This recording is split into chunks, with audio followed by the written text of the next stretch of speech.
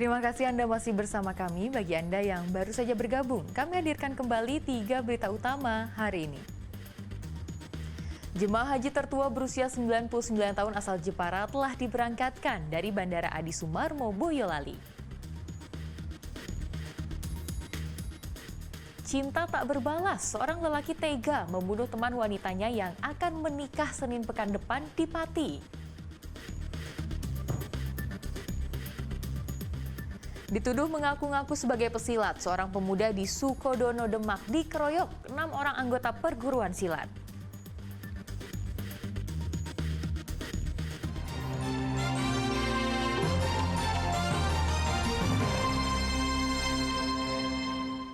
Dua orang pencuri menggasak sebuah sepeda motor di rumah indekos di Candisari, Kota Semarang pekan lalu. Pencurian tersebut terekam kamera pemantau. Dua orang lelaki tertangkap kamera pengawas saat mencuri sepeda motor yang terparkir di teras rumah kos di Jalan Kawi, Kecamatan Candisari, Kota Semarang. Pemilik motor menyatakan baru tahu sepeda motor miliknya raib digondol maling pada Jumat pagi pekan lalu.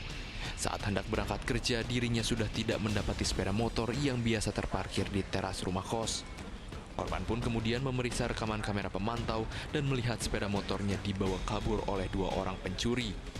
Atas kejadian tersebut, korban pun melapor ke polisi.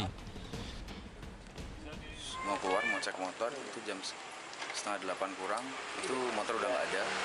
Terus tadi saya langsung komunikasi ke pemilik kos, Mas Naren, buat make sure CCTV. Di CCTV itu terpantau jam sekitar 4.30 itu motornya memang benar dicuri sama dua orang. Itu dikunci stang atau? Dikunci stang motornya. Terus Setelah itu karena tadi saya kerja, jadi kerja dulu untuk terus izin keluar segala macam. Terus setelah sholat Jumat tadi lapor ke Polsek Candisari. Sabtu pekan lalu, polisi memeriksa tempat kejadian dan menghimpun keterangan saksi. Untuk memudahkan identifikasi, polisi meminta korban menyerahkan foto sepeda motor sportnya yang hilang.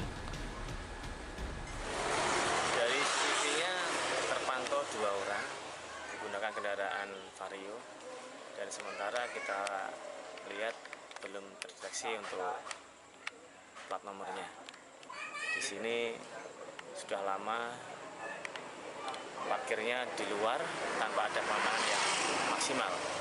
Oleh karena itu tetap kita himbau masyarakat tetap waspada dan juga menjaga kendaraannya, minimal ada tutup penghalang agar para pelaku kesulitan.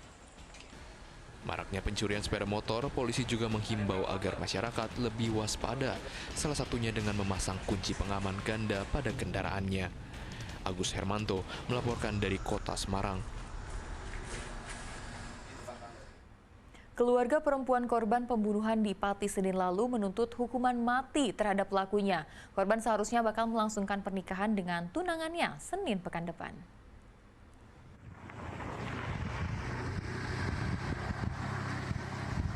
Di Desa Ronggo, Kecamatan Jaken, Junari dan Suntari, orang tua Ratri Pramudita, yang dibunuh dengan keji oleh tersangka yang juga teman korban. Korban warga Desa Ronggo, Kecamatan Jaken, Pati itu Senin pagi pamit ke orang tuanya untuk pergi membeli ponsel dari Kusnan Aminuddin. Namun setelah beberapa jam korban tidak pulang, sang ibu kemudian pergi ke rumah Aminuddin. Ia menemukan motor sang anak di depan rumah tersangka yang tertutup rapat. Suntari lalu mencoba masuk lewat pintu belakang dan menemukan Aminuddin di kamar dengan pintu terkunci. Suntari histeris dan tidak percaya anaknya tewas dibunuh. Dobrak dari belakang. Terus akhirnya tahu itu ya, Bu. Posisinya itu si Udin di mana, Bu? Di dalam kamar sama anak saya. Tapi posisinya udah terjadi itu ya? Sudah. Tak panggil-panggil tak ada jawaban dari anak saya. Yang jawab Udin, katanya anakmu tak di sini, dibawa laki-laki lain. Motornya dititipkan di sini. Suntari membantah anaknya punya hubungan asmara dengan tersangka. Menurutnya, Aminuddin menyukai anaknya, tapi tidak dibalas. Diduga tersangka emosi karena korban akan menikah dengan pria lain. Keluarga terpukul karena sang anak akan menikah pada Senin pekan depan dengan tunangannya dari Rembang. si tersangka untuk di pasal jeratkan di penjara semaksimal kalau mungkin untuk hukuman mati gitu ya. Untuk pasal-pasal sudah ada kayaknya berlapis juga, pembunuhan ada, terus itu di rumah tersangka, pembunuhan pun masuk dalam kategori berencana. Katanya itu kan HP-nya itu hilang, yang perempuan itu hilang lah. Yang laki-laki itu katanya ditemu, yang laki-laki itu, yang pelakunya. Yang perempuan itu datang ke rumahnya, yang tersangka itu. Terus terjadi itu, karena rumah itu kan kosong. Orang tuanya yang tersangka itu pergi kerja, yang orang apa itu ayahnya pergi, ibunya pergi, terus di rumah itu sendirian. Terus terjadi itu, Mas. Kronologinya kayak apa belum tahu juga, belum tahu. Polres Pati juga telah mengungkap hasil otopsi korban yang meninggal karena luka robek di leher yang menyebabkan pendarahan hebat. Tidak ditemukan adanya tindak asusila kepada korban. Hasil sementara penyidikan, tersangka menelpon korban untuk datang ke rumahnya dengan alasan akan memberi ponsel. Sesampainya di rumah, korban diajak ke kamar dan ditanyai tentang rencana pernikahannya. Percakapan berujung cekcok dan penganiayaan yang berakibat hilangnya nyawa korban. Selain terbakar api cemburu, tersangka juga dalam kondisi mabuk akibat minuman keras. Tersangka mengajak korban masuk ke dalam kamar. Di situ tersangka kemudian menanyakan terkait rencana pernikahan korban. Kemudian korban tetap akan melakukan pernikahan. Disitulah kemudian tersangka mencekik korban, kemudian membenturkan kepala korban. Itu berencana miras enggak? Iya, dugaan tersangka, penetapan tersangkanya dugaan pembunuhan berencana. Ya, pengaruh miras. Ya, menurut keterangan tersangka dan beberapa teman yang ikut minum dengan tersangka semalam, bahwa betul semalam sebelum kejadian tersangka mengkonsumsi minuman keras. Atas perbuatannya, tersangka dikenakan pasal pembunuhan berencana sesuai pasal 340 KUHP atau pasal 338 KUHP dengan ancaman hukuman mati atau penjara seumur hidup atau penjara 20 tahun. Arif Nur melaporkan dari Pati.